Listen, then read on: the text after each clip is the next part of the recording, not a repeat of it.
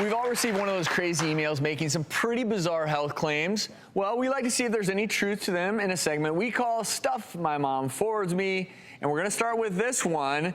These photos are being shared online with the caption, "Mystery disorder causes abnormal swelling without warning." But are they real? Yes, in this case, Stuff My Mom Forwards Me is absolutely correct. This is a genetic disorder called hereditary angioedema.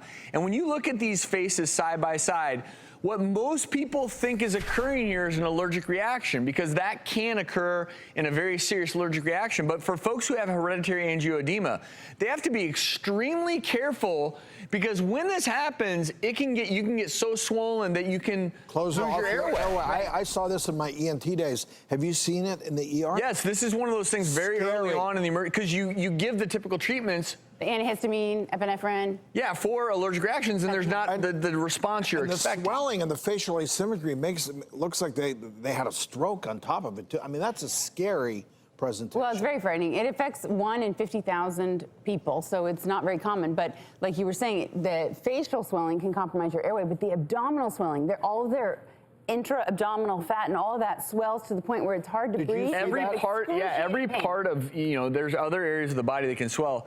The one good news is that in 2008, the FDA finally did approve a medication for this condition. But the biggest thing is, I think, again, it's 1 in 50,000, but it is underdiagnosed, because most people are just going to assume, oh, I just had a big allergic reaction. And in most cases, that's what it is. But this is one of those, if this is occurring and there's no allergic trigger and the typical treatments for an allergic reaction don't work, doctors and patient have to think, oh, could this be hereditary angioedema? Happens, like, immediately. The patients have no warning. They think maybe it's tied to emotional stress or even menstrual cycles, but there's no predictability, and it's not like they have a 3-hour warning where it slowly happens. It's just like...